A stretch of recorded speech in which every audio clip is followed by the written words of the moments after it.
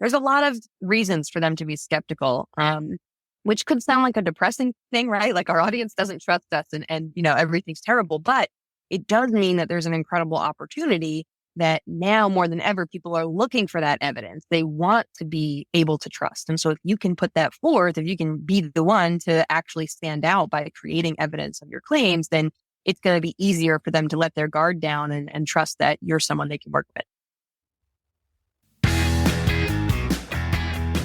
Helping you create loyal customers and loyal employees, all through the power of simplicity.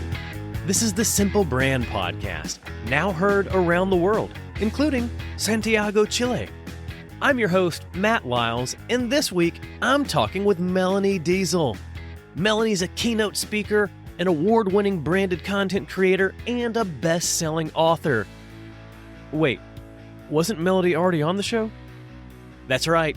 Melanie was on the Simple Brand Podcast all the way back in episode 13, where we discussed her book, The Content Fuel Framework.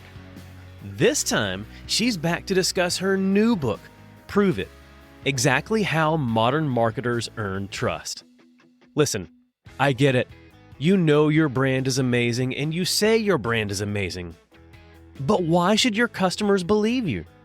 They're waiting for you to prove it. And if you can't, then they'll simply walk away. Thankfully, there's a simple framework to follow to help you craft your promises and back up each claim you make.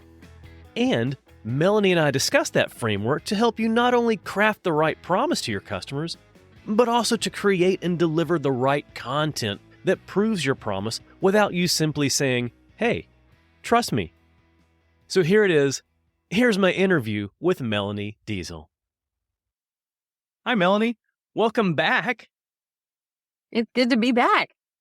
Yeah. Well, this is exciting. So I love being able to spend time with you and talk about your previous book, The Content Fuel Framework.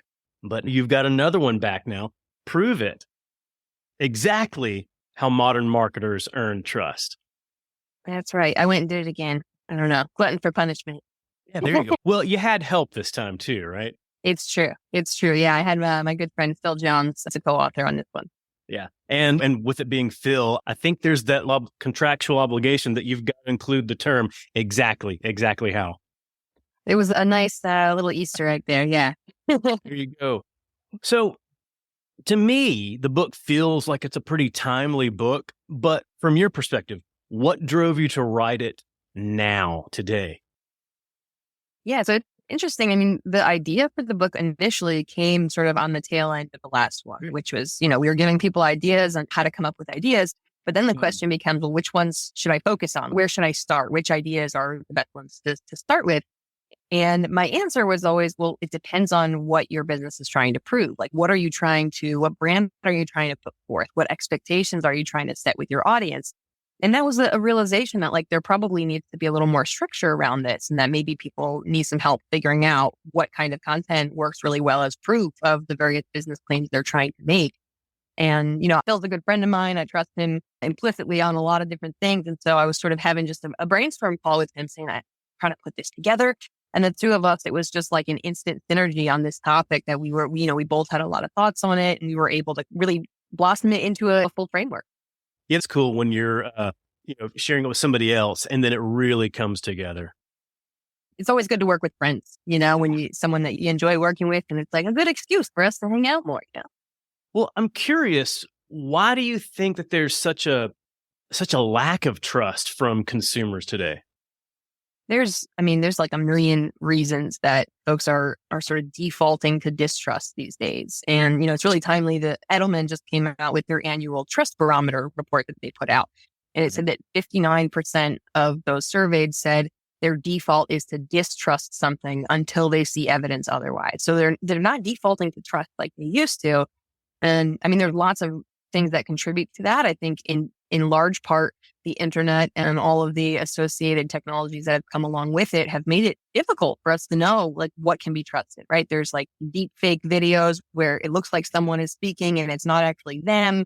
We've got face replacement filters, it's really difficult, truthfully, if you're not very media savvy or if you haven't spent a lot of time intentionally looking into these kinds of things, to know what you can trust. And there are, even if it's not us, like there are definitely marketers, sales professionals, or scammers that are out there trying to confuse or, trick or pull the wool over their eyes. You look at like your spam inbox, your text messages, probably your voicemails and missed calls about your car warranty. There's a lot of reasons for them to be skeptical, which could sound like a depressing thing, right? Like our audience doesn't trust us and everything's terrible, but it does mean that there's an incredible opportunity that now more than ever, people are looking for that evidence. They want to be able to trust. And so if you can put that forth, if you can be the one to actually stand out by creating evidence of your claims, then it's going to be easier for them to let their guard down and trust that you're someone they can work with. Yeah, that makes sense. And I like that there's a great opportunity for that. And as there's more and more scammers out there and more technology that makes things untrustworthy, I think that's going to grow. And I think that level of distrust may grow even more. So on one side, you've got, on one end of the spectrum, you've got these people that are, I guess, scamming you. Like they're really out to get you with untrustworthy material. Somewhere in the middle, I think, is where a lot of marketers have been operating, where they're not out to get you, but they haven't been building trust the way that you talk about. So why do you think most marketers have been operating like that? I mean, I think historically that's been an okay way to operate. That Edelman study that I mentioned that just came out with 59% defaulting to distrust, it hasn't always been that high. It's been on the rise. So, if we're looking back, a point where 50% or so of your audience would trust that you were saying, like, that's not bad odds, right? So for a long time, the onus wasn't really on us as marketers to kind of build a case around the statements we were making. We sort of looked at what are the legal regulations, like how do I not get a hand slap for unfair advertising or like misleading business practices, and like go from there. And I think it wasn't as much of a priority because it wasn't such a major obstacle that we were facing so often. We were facing other sorts of objections and challenges, but the distrust thing, at least the rise of it, is pretty new. It sounds like people have normally defaulted to like, what's the minimum requirement? What do we have to have in there, to be able to just get away with whatever we want to say? Yeah. I mean, and I think, I don't know, I don't want to sound anti-sales. I know sometimes there's like this animosity between marketing and sales. But I think oftentimes sales is driven, their incentives, the whole way the sales industry is set up is often incentivizing them to do whatever it takes to get the sale, right? That's their whole mission. That's how they're measured on their success. And so, the pressure is definitely on to do whatever it takes, like you mentioned. And I think marketing, sometimes we're in the same boat where it's like, you got to bring in X number of leads this quarter. So, you do whatever you got to do and say what you got to say. So there is sort of that grappling as an individual, how do I align my ethics and what I want to do above and beyond the minimum with still being able to make sure I'm delivering on whatever those incentives or goals are as sort of a broader company. I think that goes back to leadership and how leadership measures, how leadership incentivizes their people. And a lot of times there's been too many brands, I think, focus on the short term and focus on the transaction when there's a lot more value, but there's also a lot more upfront work needed. There's a lot more value when you focus on the customer relationship, the long-term relationship.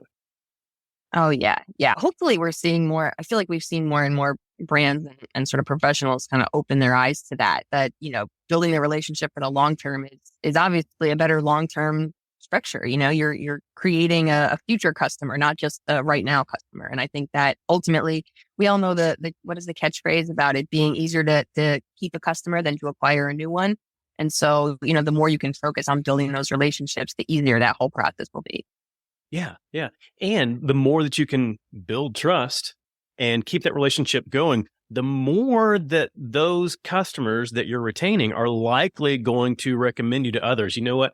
Oh, you had a bad experience over here, or hey, this brand over here is saying that. Let me tell you about the company I deal with and how trustworthy they are. Absolutely. I think that sort of that word of mouth, it's really important. Obviously, it can be a massive driver of new referrals and new business. But I think also it's harder to earn that than it has been in the past, right? We, to be fair, the bar is pretty low, like the expectations are pretty low. So, when you can go above and beyond and kind of provide that wonderful experience, provide proof of your claims, really make them feel safe and comfortable in a transaction with you, trust that you're going to deliver on what you do. That's a great way to hopefully encourage them to share that experience with others too.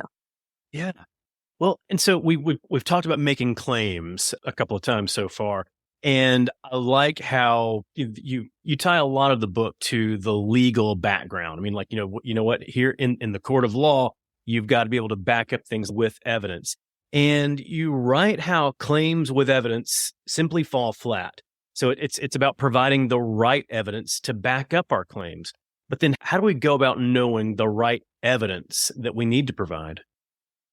That's a good question. And I think in many ways, like all things in marketing, it depends, right? But on some level, there are some kind of commonalities you can fall back on. So in the book, I talk about 3 different types of content in particular that work really well as evidence of your business claims, whatever promises or expectations or guarantees you're making for your audience.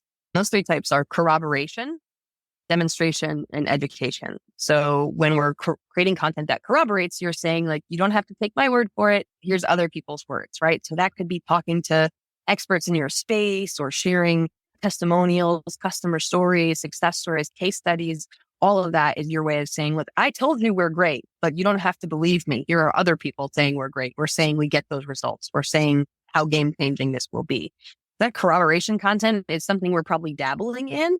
But dialing that up can go a long way toward helping to build trust with the audience for sure. The demonstration content, on the other hand, is sort of like, instead of saying you don't have to take my word for it or theirs, you can see it yourself. The easiest example I like to give for this is like the infomercial model. So, every time you see an infomercial for a product, they don't just say, this thing is amazing. It will change your life. Like they show you, they show a side by side of that product and a competitor product. They show, the difference in how they clean stains or how strong they are, whatever the case may be. They show you. So you don't have to wonder if they're telling the truth. You watch it unfold with your own eyes. So that demonstration content can go a long way, again, toward helping them feel like, okay, they've shown me, I can see with my own eyes that this is something I can trust. And then that last category of educational content is really about understanding that our audience doesn't always understand our claims to begin with. So this is especially true if you are working with a lot of first-time buyers. So if the folks who are coming to you are doing something for the first or perhaps only time in their life, they may not even know what kind of claims or guarantees are important. They might not even know that that claim has an impact on their experience. Examples being like, I don't know if you're planning a wedding or buying a home for the first time. Those kinds of things you hopefully only do. You have a first experience where you're not really sure what you're doing. But that's also true if your end user is not your buyer. So if you have a CEO who's signing on to your SaaS software, but they're not going to be the ones using it, it's going to be the sales team, the marketing team, the engineering team. Well, that CEO may not have the niche experience to understand what features are going to be important and what sort of guarantees you should make. So educational content that says, like, this is the claim we're making, here's why that's important, or this is the claim we're making, and here's what's at stake with that type of claim. You're kind of giving them further context to understand that claim, before they even get to make a judgment about it. Gotcha. So those are the 3 categories, the 3 areas to do that. But you also talk about how, as brands, we may be already making claims in our content without even recognizing it. So how can we go about understanding the claims that we're already making? Yeah, you are almost certainly making claims, but it's probably not something you've really made an inventory of or thought about with a lot of intention. So the thing that I always recommend starting with is kind of an audit of yourself. And that can be to whatever depth is appropriate for your resources and your intentions. But going through your website, your social channels, the emails you send out, your printed materials, signage in store, packaging, wherever you're communicating with your audience, and just looking for places where you are making a claim. And claim might sound like kind of a fuzzy word, but you can think of it as a promise, a guarantee, or setting an expectation. So if you're giving out a number and saying, results in 30 days or less, like that's a claim. You're claiming that it will work in 30 days or less, right? If you're saying that you're the most reliable provider in your area, well, that's a claim, that they're more reliable in comparison to some of the others. So it's kind of, once you start looking for them, you'll see them popping up everywhere. They're more plentiful than we realize, but really just kind of taking a look and saying, hey, what is it that I'm telling my audience? What expectations am I setting? What promises am I making? And number one, are those the ones I want to be making? Because sometimes we get carried away writing copy and we may not be sort of in line with our core brand or, our priorities for business at that time. And then sometimes the flip side is like something that we do really well, we're not really showcasing enough. We're not making that claim when we probably should be. And that would go a long way toward, helping our audience understand what we can really bring to them. So auditing all the things that you are saying, and then auditing what are you not saying, where you want to be saying it. Yeah, absolutely. So both sides of that. And oftentimes there's kind of a little bit of each, when you're taking a look, you find lots of claims and you're like, that's great. This is the kind of stuff we want our audience to know and believe about us. We could probably pump this area up a little bit more. Maybe we're focusing more on this particular claim than we really want to be, or maybe it's not as big of an objection anymore as it used to be, because this stuff can definitely change over time too. We're always updating our marketing, our messaging, our copy. So there's room for growth. Well, and then as we look at these claims that we're saying, you write about this, we may discover that some of the claims that we're making aren't actually as true as we thought. And a lot of times, like some of the claims aren't even really measurable. So there's the distinction between objective claims and subjective claims. So can you explain those? Yeah. So an objective claim is one where someone else doing the analysis would come up with the same result because there's probably like a shared measure of something. So like if you and I were going to say, all right, well, what's faster, 1 minute or 2 minutes? Like 1 minute is faster because time exists. And, that's just how time works. Right. But if you and I were to sample the same meal and have to rate how delicious it is, well, there's not really like a unified deliciousness scale. It's tough to, how you quantify it might be different than how I quantify it. It's also like, I may think it's delicious and you may think it's gross, so it's a more subjective process. There's not a unified way to measure it or like a clear cut truth or answer to that. So it doesn't mean you can't claim you can't back up a subjective claim. You can still try to provide proof, but it's just, you'll have to probably think a little bit harder about the best way to do that because there isn't one obvious way to measure it. Yeah. And then I guess sometimes like if it's more of a subjective claim, then it helps to rely on other parties to be able to say it. And you can say, you know what? We serve fried chicken. We think it's great. We're not going to say it's the best, but these people over here say it's the best. Right. Yeah, that's exactly right. A lot of subjective claims, you do rely pretty heavily on corroboration in those cases to say exactly like you said, maybe you don't trust our singular voice, but you can trust our, 100 5-star reviews, or you can trust our testimonials. You can trust this video of our customers talking about how wonderful it is. Or this award that we won. The Tastiest Chicken Award. I didn't know there was one, but congratulations. There is now. Hooray.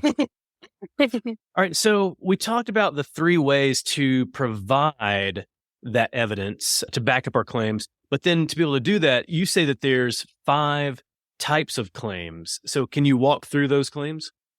Yeah. So when you're, sometimes it's helpful when you're looking for the claims to kind of be able to have buckets to put them in or kind of clues for what you're looking for. So that's what those claim types represent. The first one being convenient. So convenience claims are things like you're claiming about how easy it is to work with you, how fast your product is, how affordable it is. Basically, really just selling the simplicity of it. That, you're making claims about how convenient your product, service, or the experience of working with you is. And we see a lot of those claims, particularly in the B2C space. So if you're direct to consumer, and particularly if you're selling like physical goods, we often hear a lot about how easy it is to use, how easy it is to set up, how fast the delivery is, things like that. We tend to see a lot of those convenience claims, but there are other types of claims too. So we see a lot of comparability claims, which is you comparing yourself to someone or something else. Could be a specific competitor saying like, hey, our vacuum sucks up 15% more dust particles than the other leading brand, right? Or you could just say in general, it's this better than these other products as a whole, right, than the industry or than other vacuums, for example. So that's a comparability claim. You have also connection and commitment claims, which are oftentimes less about your products and more about your operations. So connection is often talking about the connection you have either with your employees, with the local community, or especially with your customers. That's the relationship stuff that we were talking about earlier, right? Where uh, Olive Garden, when you're here, your family, right? Like they're making a claim about what it's like to be, how you're going to be treated and how that interaction is going to go. Um, Like family on a good day, not like the dysfunction. yeah. Not like Thanksgiving table debate, not that part of the family, right? But the commitment claims are sort of like the one directional connection claims. So where connection is really about the claims about relationships and interactions, commitment is more about your values, right? So that's like we're committed to sustainability, or we're committed to gender pay equality, or it's often very like values based, right? And that drives a lot of purchasing behavior. So those kind of claims are important as well. And then the last one, I believe, is competence claims. And these are kind of across the board, right? This is like, we're good at what we do. We deliver results. We've been doing this for a long time. We've got experience.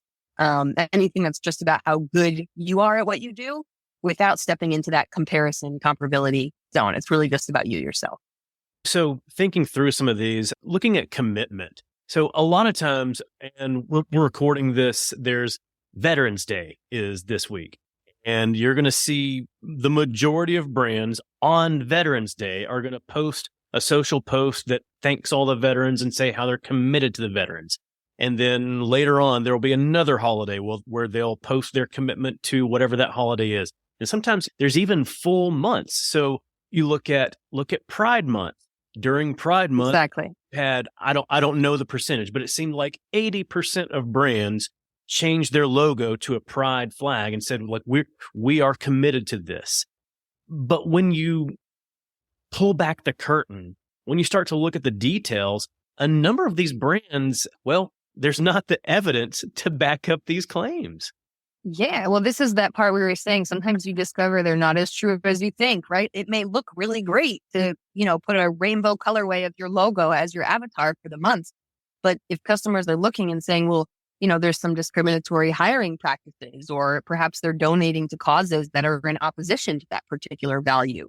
That they claim to be really dedicated to diversity, but, their entire leadership and their entire board is all, white, for example.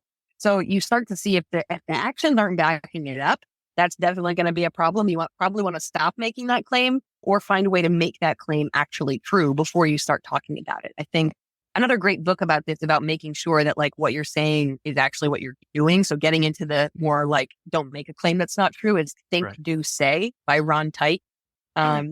Really good book about specifically that, like, don't say it if it's not true. Like, you have to start with your thoughts, then move into what you say and make sure, then move into what you do, and then you have permission to say it. Yeah, there you go. Like, it's that hierarchical structure of here are the steps to take. And then once you say it, you don't even have to worry about any of the evidence or worry about backing up because you've already backed it up before saying it. Exactly. Yeah. And I think the two philosophies work really well together, which is like, you shouldn't be making a claim if you're not actually, able to fulfill that claim. But many people are. And so it's important that if you are making that claim, you're also providing some of the evidence. So, if you are one of the brands who is truly committed to sustainability, for example, then like you need to talk about and show what that means beyond just we're committed to sustainability. Like, what are the sustainable practices you're adopting? What are the policy changes you've made? What are the, sacrifices, donations, changes in process that, show that you are actually committed to sustainability? And when it comes to these different types of claims, are there certain categories of the evidence that you provide that make more sense with some of these claims? So my guess is that for a lot of listeners, like a certain type of evidence will be easier or more difficult to create just based on the nature of your organization or the types of services that you provide. But truly, each of them can work for any claim type. So in many cases, you want to be sprinkling corroboration throughout all the things that you're saying, because again, it's always good to have a choir of voices saying something than just you. whenever it's possible, you want to be showing it because then it doesn't matter how many voices you have, they're going to be able to see it themselves. And generally speaking, we know more about what we're marketing than our audience does. So that educational content can go a long way toward helping them kind of come to an understanding of what the claims that we're making actually mean. So I wouldn't say that there's like one favorite or, like a go-to for each one, but I do think that it's worth considering at least each of the three types of content evidence for any claim that you come across to make sure you're choosing the right one and not just like your preference. Well, and, good news, just being able to simplify it by having this framework. Here are the 5 types of claims. Here are the 3 ways to do that. It helps you to understand where to focus on each type of claim.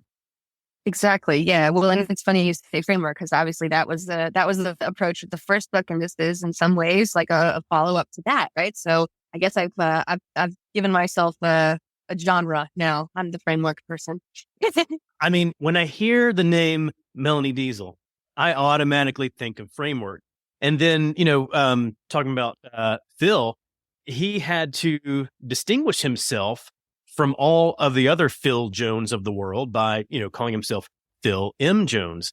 And so I'm curious if you would give consideration to distinguishing yourself from all the other Melanie Deziels of the world by adding an F in your name, Melanie F. Deziel. Framework is the middle name. It's so funny. I've joked my whole life. I don't feel particularly attached to my middle name. I don't typically use it, but maybe if my middle name were framework, I might be rolling it out. So we'll see. I can't imagine the looks at the courthouse trying to change that. Well, either way, as far as your personal brand goes, I think that framework fits you. I love it. I'll take it. Well, so you know me, simplicity and convenience, that's my love language. So I loved reading about the area on convenience in the book. And I'm curious, when you talk about the fact that you're telling your audience that the experience of working with you will be frictionless, it'll be painless and pleasant. What are the best ways to prove that convenience claim to your customers? The convenience is a really big one. I think data can work really well here. So in many cases, when we're talking about convenience claims, they are objective. The ones we mentioned are easily measured and easily proved out. So if you're talking about how fast you're going to deliver something, like show the numbers. What's your average time for delivery? What's the latest it might be? What's the range, the most typical delivery range? Backing that up with numbers, like anyone can say we deliver fast, but how fast? What's fast to you might not be what's fast to me when I really need something, right? So providing the data and getting specific with numbers is a really good option when you're talking about convenience, because again, it's easy to say fast, easy, simple. Those are more subjective, but when you can make it objective and bring the numbers in, it becomes a lot more believable. So definitely look to bring in the numbers into whichever type of proof you create. But I do think that corroboration is one that works pretty well for this too. When we're talking about something being simple, easy, fast, affordable, hearing from other people that it actually was that experience, again, easy can be kind of difficult to quantify. So having other people say, yeah, I've tried other things and this was truly the easiest, onboarding experience. Or, I actually had fun filling out my onboarding paperwork, which I never do, so being able to bring in other perspectives, I think will really kind of add to that effect for sure. And I tried thinking through the different claims, beyond convenience, and I'm not sure if this approach works for the other 4.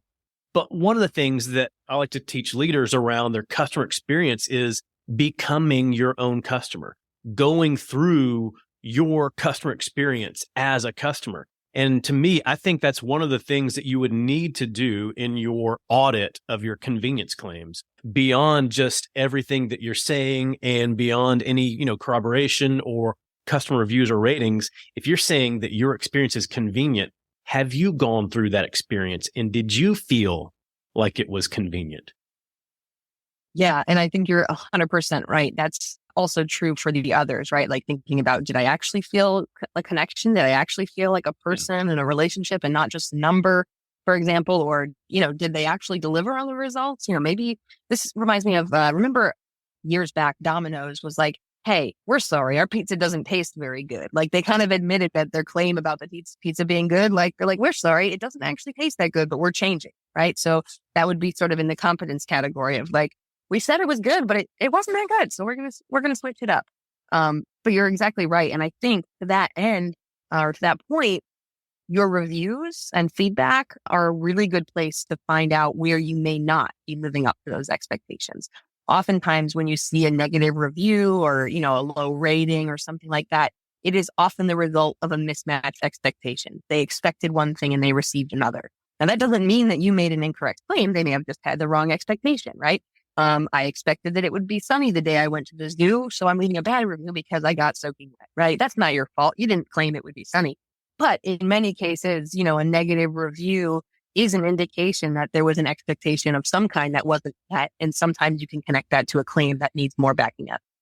Yeah. And then that's where you can decide, oh, okay, so what do we need to do to back up this sort of claim or to help reset those expectations? What's going to work best here? Corroboration, demonstration, or education?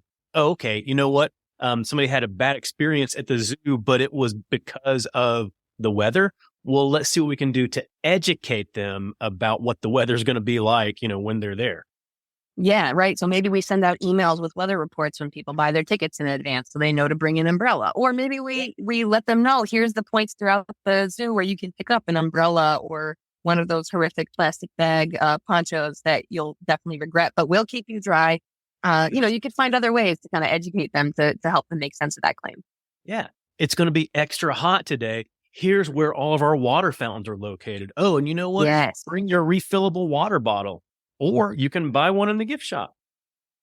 There you go. You need yourself a water bottle with a sloth on. Love it. Now I'm going to get one. So I want to shift direction slightly because we've been talking about using this framework as it relates to marketing and talking to consumers.